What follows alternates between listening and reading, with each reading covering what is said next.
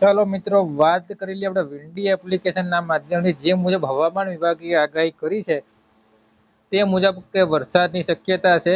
તો સૌથી પહેલા તો 29 તારીખ થઈ ગઈ છે અને ટાઈમિંગની આગળ આપણે વાત કરી લઈએ. જેવી રીતે ટાઈમ જાય છે તેવી રીતે જોઈ શકો છો સિસ્ટમ જે છે તે આગળ વધી રહી છે પ્રી મોન્સૂન એક્ટિવિટીને લઈને.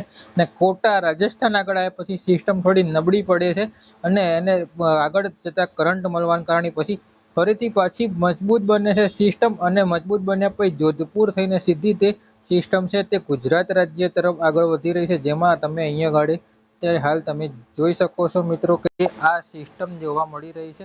આ સિસ્ટમ સીધી ગુજરાત રાજ્ય તરફ આગળ વધી રહી છે એવા અત્યારે હાલ અહીંયા સંકેત પણ દેખવા મળી રહ્યા છે. જેવી રીતે કે જોઈ શકો છો આ સિસ્ટમના કારણે રાજ્યની અંદર વરસાદની શક્યતા રહેલી છે અને આ જે ભાગ છે તે મધ્ય ગુજરાતનો ભાગ છે. જેમાં હું તમને અહીંયા ગાડી ઝૂમ કરીને દેખાડવાનો પ્રયત્ન કરી રહ્યો છું. જેવી રીતે કે અહીંયા ગાડી જે આ સિસ્ટમ છે તે મધ્ય ગુજરાતના ભાગ તરફ જોઈ શકો છો મિત્રો ધીરે ધીરે આગળ વધી રહી છે અને મધ્ય ગુજરાતથી પછી આગળ જે છે તે દક્ષિણ ગુજરાત તરફ આગળ વધે છે. જેમાં અત્યારે અહીંયા આગળ સિસ્ટમ જોઈ શકાય છે. અમદાવાદ સુધી આનો જે ફેલાવો છે જે પાંખ છે તે લંબાઈ રહી છે. જેમાં આ જે ગુલાબી કલરનો જે મેઇન પાર્ટ છે આ મેઇન પાર્ટ જે કહી શકાય આ પાર્ટના કારણે પણ રાજ્યમાં અતિ ભારે વરસાદ થવાની શક્યતાઓ રહેલી છે મિત્રો.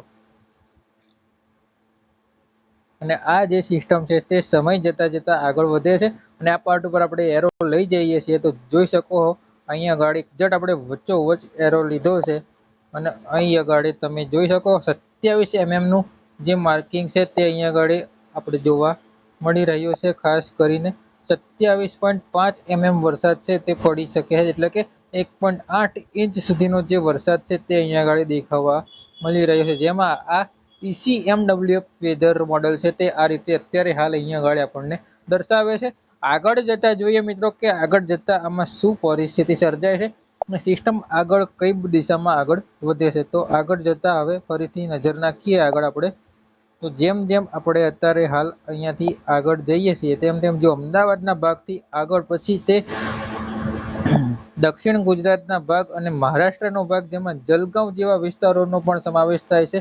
જેમાં ઇન્દોરથી થોડીક લગભગ 50 થી 70 કિલોમીટરનો જે ભાગ છે ઇન્દોરનો તે અંદર થોડોક બહાર રહીને એટલે કે અડીને આગળ પસાર થઈ રહ્યો છે. હવે જેમ જેમ આગળ જઈએ છીએ તેમ તેમ સિસ્ટમ વિખેરાઈ જાય છે અને આગળ જતા પછી સિસ્ટમ છે તે વિખેરાઈ જાય છે જે અહીંયા આગળ તમે જોઈ શકો છો.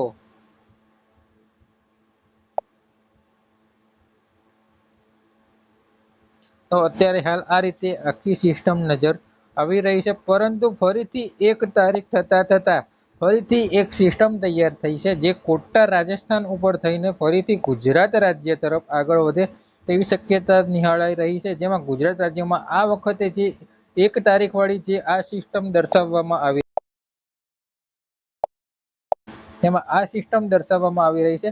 આ સિસ્ટમ ડાયરેક્ટ ગુજરાત ઉપર લેન્ડ કરે તેવી હાલ પૂરતી તો શક્યતા નથી મિત્રો. કારણ કે આ જે સિસ્ટમ છે તે ગુજરાત સુધી આવતા એટલે કે જે અમદાવાદના મધ્ય ગુજરાતના ભાગ સુધી આવતા ઘણી બધી નાજુક બની જાય છે. જેમાં ફક્ત ને ફક્ત વાદળછાયું વાતાવરણ ને હળવાથી મધ્યમ વરસાદ પડે તેવી શક્યતાઓ હાલ પૂરતી દેખવા મળી રહી છે.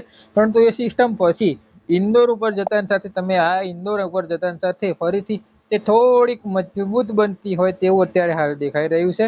અને હવે અહીંથી થોડુંક હજી આપણે આગળ વધીએ તો પછી તે ઇન્દોરથી આગળ નીકળી જાય છે.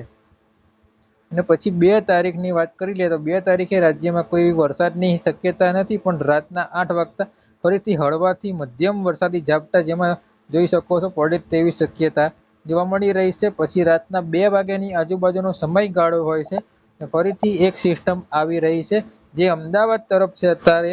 અને એ સિસ્ટમ મિડલ એસ્ટ સિસ્ટમ જે છે તે મિડલ એસ્ટ સિસ્ટમના કારણે રાજ્યમાં ફરીથી વરસાદ પડે તેવી શક્યતાઓ છે. એટલે જે હવામાન વિભાગ તરફથી અને બીજા આગાહીકાર જેવા કે રમણીક વામેજા, પરેશ ગોસ્વામી, પછી શેટ્ટી આ બધા આગાહીકાર મુજબ અત્યારે હાલ જે સિસ્ટમ આગળ વધી રહી છે જેના કારણે વરસાદનું પ્રમાણ વધારે હોય તેવું જોવા મળી રહ્યું છે મિત્રો. તો અત્યારે હાલ મિત્રો આ વિડીયોની અંદર અત્યારે હાલ પૂરતો આટલું જ. છેલ્લે જે મિત્રો ચેનલ ઉપર નવા આવ્યા હોય ચેનલને સબસ્ક્રાઇબ ના કરી હોય ચેનલને સબસ્ક્રાઇબ કરો, વિડીયોને લાઇક કરો અને વિડીયોને તમામ ગ્રુપમાં શેર કરો.